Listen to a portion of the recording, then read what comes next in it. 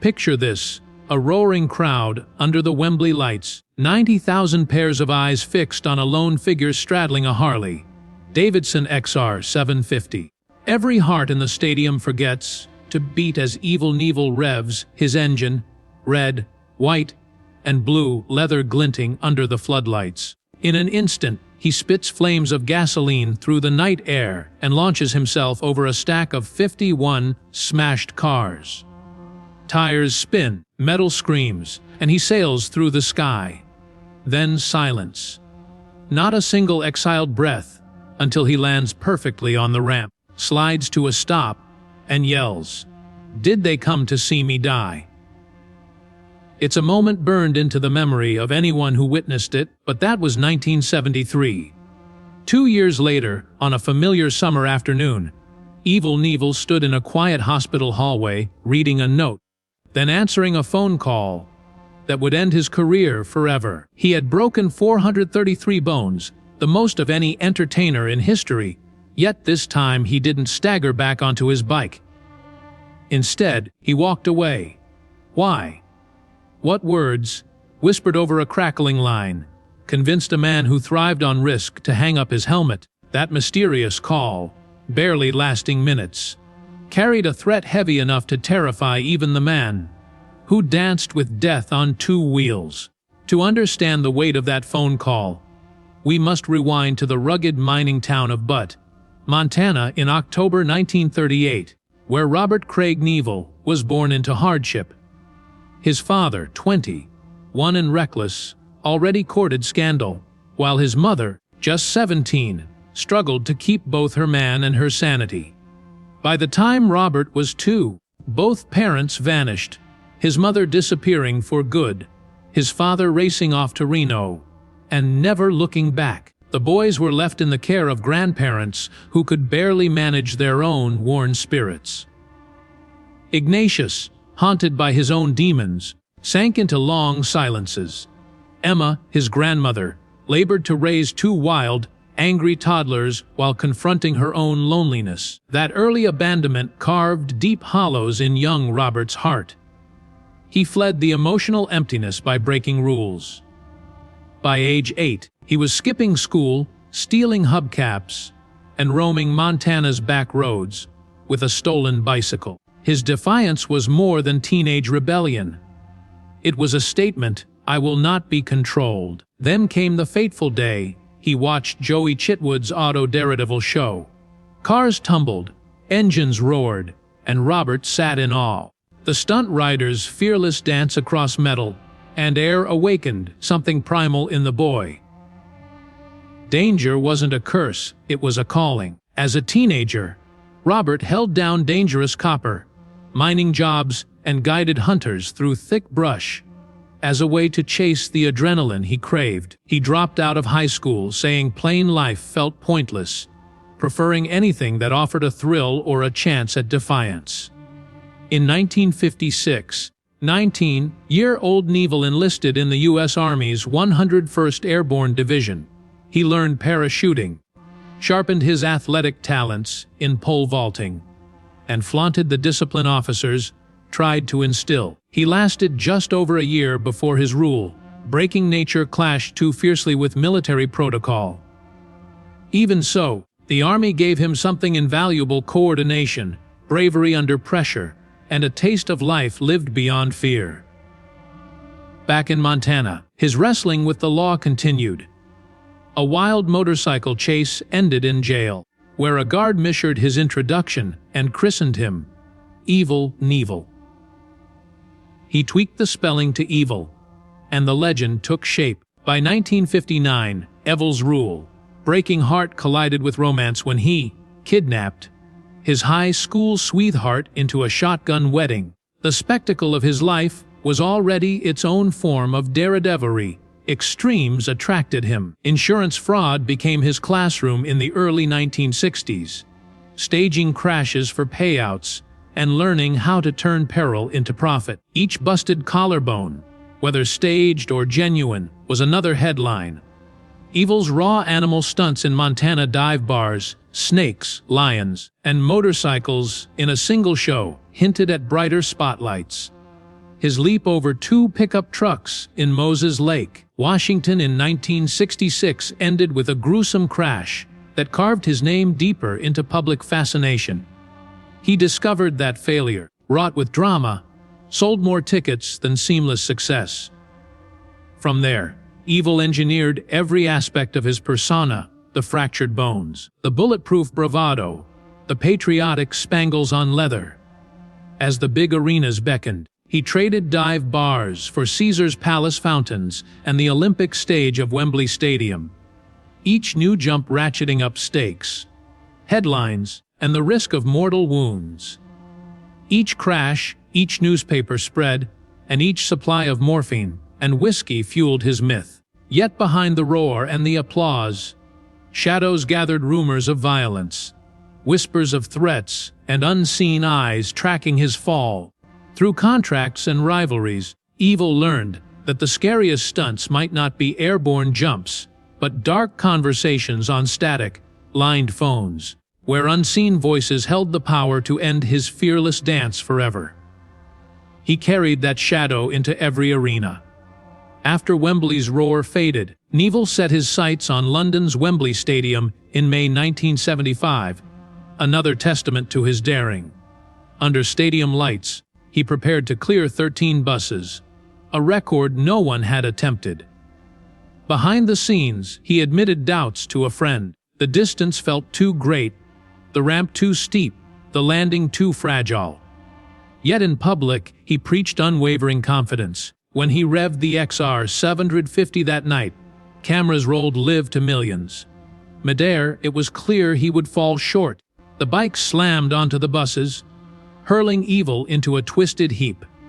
He shattered his pelvis and hand, but staggered up, refusing a stretcher, limping to the microphone to declare, "You are the last people in the world who will ever see me jump." The crowd erupted at his bravado, not his failure. That headline-grabbing collapse should have ended his career, but Evel learned that crisis was currency. 5 months later, in October 1975, he walked back onto his bike at Kings Island, Ohio, determined to jump 14 Greyhound buses, live on ABC's Wide World of Sports. He constructed an audacious backstory: fake corporate papers, phony phone calls to Sports Illustrated, convincing casino executives and network producers that he was the next big thing. He gripped the throttle, aimed for the row of buses, and soared an astonishing 133 feet. The frame snapped beneath him, blood spilled, but history was made. Evel broke the record he once declared impossible. That night, more than any jump, solidified him as a legend. His stunts grew ever more outlandish. Montana's open roads gave way to the sky itself when, in 1974, he announced the Snake River Canyon rocket jump. Wearing a homemade steam-powered rocket dubbed the Skycycle X2, Evel aimed to soar nearly 400 miles per hour and clear the 600-foot-wide gorge. He sold tickets in movie theaters, promising a spectacle of cosmic scale. On launch day at exactly 3:36 p.m., the countdown ended and the rocket lurched forward. But a premature parachute deployment turned triumph into farce. The craft drifted backward, plummeting back onto the launch's edge. Evel escaped unharmed, but the world saw the crash. The spectacle earned him $6 million, a fortune by any standard. Yet it also sowed the seeds of darker scrutiny. His rise was mirrored by a growing undercurrent of scandal. A book titled Evel Knievel on Tour exposed him as pill-addled, belligerent, and allegedly anti-Semitic. Author Shelley Saltman claimed the jumps fueled Evel's rage and that he mistreated employees and abused his wives. Knievel sued for libel, but he lost public support. In September 1977, fueled by fury and pills, Evel confronted Saltman outside 20th Century Fox Studios. Witnesses saw him swing an aluminum bat, chanting, "I'm going to kill you!" The beating left Saltman unconscious, his arm shattered. Public outrage reached a fever pitch. Sponsors withdrew. No toy company or motorcycle brand would risk association with a man branded violent and unstable. Yet even violence failed to silence him. He served just 6 months in a work furlough program. By 1978, he was back orchestrating jumps, but the thrill had dimmed. His wife Linda stayed by his side after decades of chaos. But domestic life was no haven. Newspapers exposed beatings, threats, and arrests, while the FBI quietly assembled files on possible racketeering ties and orchestrated assaults. Every time he threatened someone over the phone, agents recorded the call. Every time a hired goon delivered a blow, it traced back to Evel's empire of fear. Still, he rode on. Each gash, each fracture, each legal battle only added layers to his myth, painting him as equal parts hero and outlaw. In March 1980, the phone rang inside a sterile hospital corridor in Seattle. Evel had just completed a modest jump, clearing 11 cars, his stomach in knots, his bones screaming in protest. His son Robbie, now a young man following in his father's footsteps, hovered nearby. As Evel lifted the receiver, a voice hissed through the static, "Stop. Now. Back off, or you'll never jump again." No names were given, no evidence offered. But the threat resonated with chilling clarity. It wasn't taunting bravado or the roar of a hostile crowd. It was a quiet sentence delivered in a dark tone that brooked no argument. Evel listened in stunned silence, face draining of color. 5 broken bones didn't terrify him. Legal judgments and public scorn didn't deter him. But this phone call tapped into a deeper dread, one he could not outrun or revive, with a stronger dose of morphine. He hung up, handed the phone back to a nurse, and turned to his son. "That's it. I'm done." In that moment, the unwavering Daredevil, who had built a career on impossible odds, surrendered. The audience never saw it coming. The critics never predicted it. A single phone call had unearthed a vulnerability beneath the leather and steel. He walked away from the bike, away from the jumps and into a world of lawsuits, betrayals, and dwindling health. The legend lived on, but the man who chased death for glory finally chose life, not with a triumphant ride, but with a silent exit on the other end of a telephone line. In the days after that fateful call, the roar of engines and the cheers of masses became distant echoes in Evel Knievel's mind. He traded stadium lights for sterile hospital walls, trading the smell of burning fuel for antiseptic air. The man who once soared over trucks now found himself tethered by pain, guilt, and unresolved fear. Sponsors who had once clamored to plaster his name on their products vanished overnight. Harley Davidson froze payments. Ideal Toy Company pulled all Evel action figure shipments. His cash reserves dwindled as legal fees for lawsuits and libel battles piled up. Through it all, Evel faced a deeper reckoning. Who was he without the roar? He retreated to his childhood home in Butte, Montana, seeking the quiet that had always eluded him. In the dim light of his garage, he ran his fingers over the dented frame of his old XR 750, remembering every bruise, every headline, every triumph, and every shame.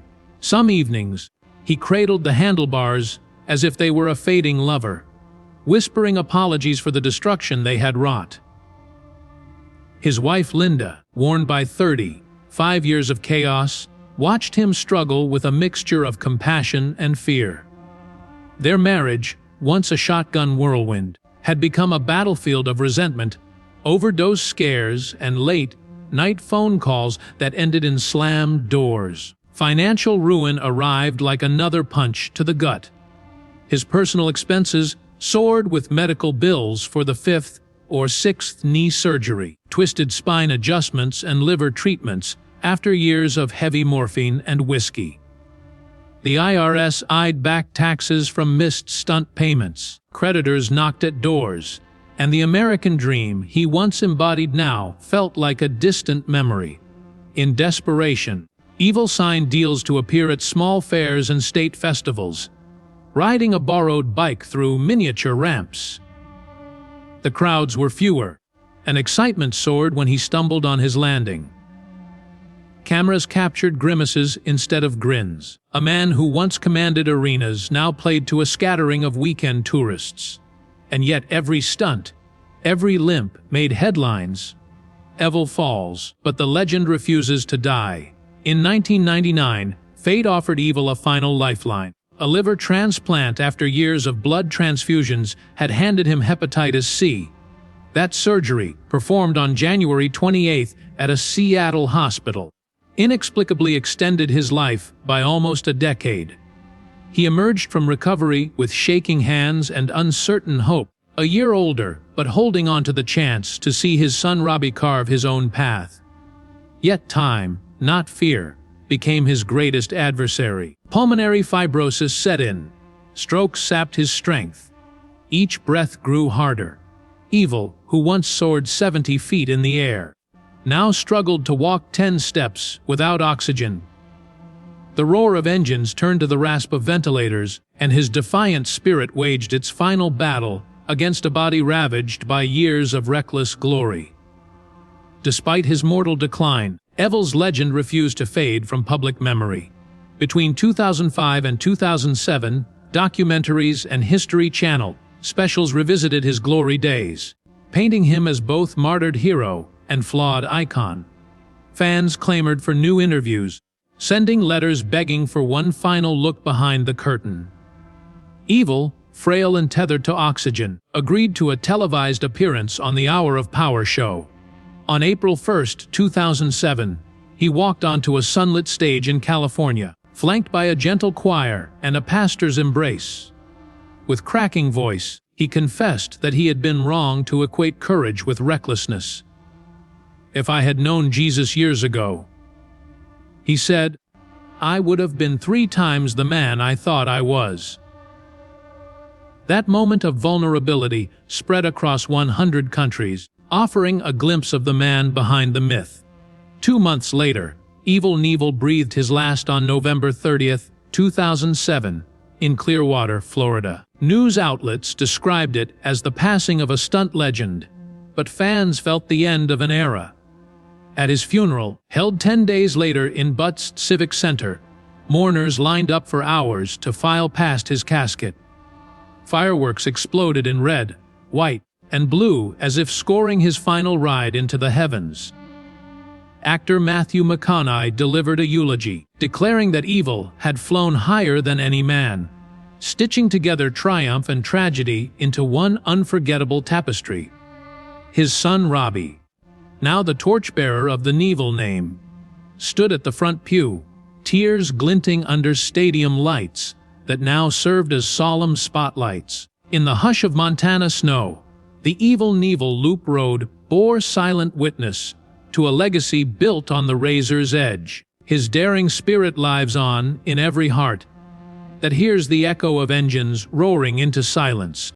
He never spoke publicly about the content of that phone call. No recording was ever released. No investigation report detailed who threatened him and why. In the months that followed, rumors swirled. Some claimed the mafia had grown enraged at Knievel's explosive publicity, betting lines plummeting on his life, or death stunts. Others whispered of crooked promoters who demanded bigger shares of his earnings, willing to silence him forever, rather than split the profits. Still others pointed to government insiders, angered by his Snake River Canyon spectacle, convinced he had exposed classified military rocket technology. The truth remained hidden in static crackle, locked away in a single, terrifying sentence. Over the decades, eager journalists and documentarians have pursued leads.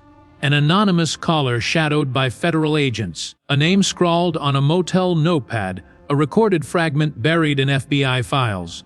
None panned out. The legend of that call evolved into the ultimate, unanswered question of Knievel's life.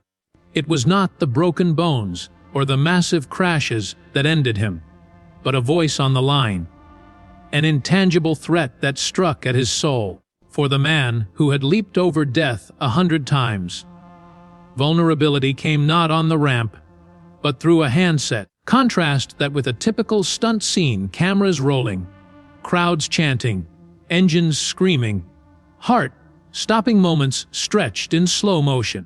In those sequences, Evel was invincible, a myth made flesh. His body might have cracked open like fragile machinery, but his spirit soared. He emerged reborn from every crash, bloodied yet defiant, radiating triumph over tragedy. Then came the quiet hospital corridor, where adrenaline was useless and steel plating in his bones offered no protection. There was no applause in that moment, only a hush and a shadow across his face. This dichotomy, public invincibility versus private fear, is at the heart of Evel's enduring mystique. It teaches a universal lesson about human limits and the illusions we build around invulnerability. We admire daredevils not because they lack fear, but because they master it, turning terror into spectacle. Yet everyone carries private fears that no amount of bravado can vanquish. For Evel, that phone call stripped away the veneer, exposing the man behind the legend. He chose life over legacy, a decision that proved more courageous than any jump. His retreat from the spotlight was swift. Television producers canceled special commissions. Magazine features shifted to other stars of impending death-defying sports. In the absence of Evel's defiant pose, a generation of stunt performers emerged, determined to outdo him, to fill the vacuum of spectacular risk. The X Games, motorcycle freestyle shows, and extreme sports circuits rose to prominence, echoing Evel's creed: bigger, faster, higher. Yet none carried the same question at the center of their lore: who dared end the Daredevil by a single whispered threat? Even in his absence, Evel's shadow loomed large. Younger performers studied his jumps, dissected his posture, and adopted his signature red, white, and blue motif. They wore bandanas, leather jackets, and faced the same fears. Yet few ever matched his blend of raw showmanship and unapologetic recklessness. They learned that it wasn't enough to succeed. The greatest headlines came from spectacular failure. Evel's intentional alignment between crash and fame created a new template. Sell the blood, sell the story, sell the myth. Today, Evel Knievel's name still commands attention. Merchandise bearing his likeness sells worldwide. Biographies are republished with new prefaces. YouTube channels dissect every angle of his jumps, speculating on unrecorded details of that final threat. Yet for all the scrutiny, the heart of the story remains elusive, a phone call so potent, it grounded the man who refused gravity. In biographies, historians note variables: wind speed, ramp angle, bone density. But they rarely pause long enough to consider the human psyche. Sometimes, the greatest jump one must make is away from one's identity, a leap back to safety. This is the paradox at the core of Evel's tale. His legend is built on physical leaps across impossible chasms. Yet his final leap was internal, the decision to step away, to preserve what remained of his life and sanity. It is a leap we all face in our own ways, choosing to abandon things we love because the risk grows too great. Evel taught us that bravery is choosing to push the boundaries. He taught us even more that wisdom is knowing when to step back. In the years since his retirement, his family guarded fragments of the story. His son Robbie, who once idolized his father's fearlessness, has often said that he regrets never hearing Evel describe what was said. He imagines the words laced with promises of harm if another jump was attempted. He wonders whether it was a personal vendetta or part of a larger conspiracy, perhaps involving government actors uneasy with civilian rocket experiments. Yet, Robbie concedes, these speculations only underscore one fact: the phone call achieved what no court, no accident, no scandal could. It ended Evel Knievel's career. As we reflect on his life, it is fitting to conclude not on a crash or a roar of engines, but on that unanswered ring of the telephone. It reminds us that even legends have limits, that silence can be more powerful than applause, and that sometimes the greatest victory is the one we never share with the world. For Evel Knievel, the final curtain fell not with a grand finale, but with a quiet plea to survive. In the years following his silent surrender, Evel Knievel's story traveled through unexpected channels. Film producers optioned rights to his biography, only to abandon projects when the centerpiece phone call remained a mystery. Comic book writers sketched him as a chromed-out hero leaping impossible chasms, never daring to convey the moment he finally stepped off the ramp for good. Even in theme park attractions, where guests don crash suit dummies and simulate Evel's signature jumps, no narrative included that fatal whisper through a receiver. The public preferred to remember the explosions and the cheers, not the hush of fear. Yet, every so often, an unguarded moment reveals how deeply pursued that secret remains. At a motorcycle rally in Sturgis, a fan wearing a vintage Knievel T-shirt bought an old hospital landline for charity. Hidden in his saddlebag was a metal box of taped phone messages collected by Evel's personal assistant, who believed those calls might unlock the truth. For years he replayed each reel, hunting for fragments of that one sentence. He swore he heard a faint echo, "Or you'll wish you never survived." But the audio was too garbled to authenticate. The mystery endured, velvet, shrouded, and tantalizing. Contrast that elusive code with the crisp clarity of Evel's crashes. Every bone count documented, every prosthetic joint cataloged in medical records. Historians could trace his physical decline with X-rays and surgeon notes. But his mind, laden with fear and trauma, left no paper trail. Psychologists studying high-risk athletes reference Knievel as a case study. How does a man conditioned to court danger finally succumb to a threat he cannot outrun? The answer, they argue, lies in the power of the unknown. A physical jump has parameters: ramp angle, motorcycle speed, wind velocity. A whispered threat is infinite. Who speaks it, why, and how far they will go remains unknowable until it's too late. In 2018, a cable network aired a 2-hour special titled Evel's Last Call, weaving interviews with surviving mechanics, lawyers, and relatives. They speculated on the caller's identity. Organized crime figures upset by his dwindling loyalty, federal agents testing his resolve, bitter ex-partners seeking revenge.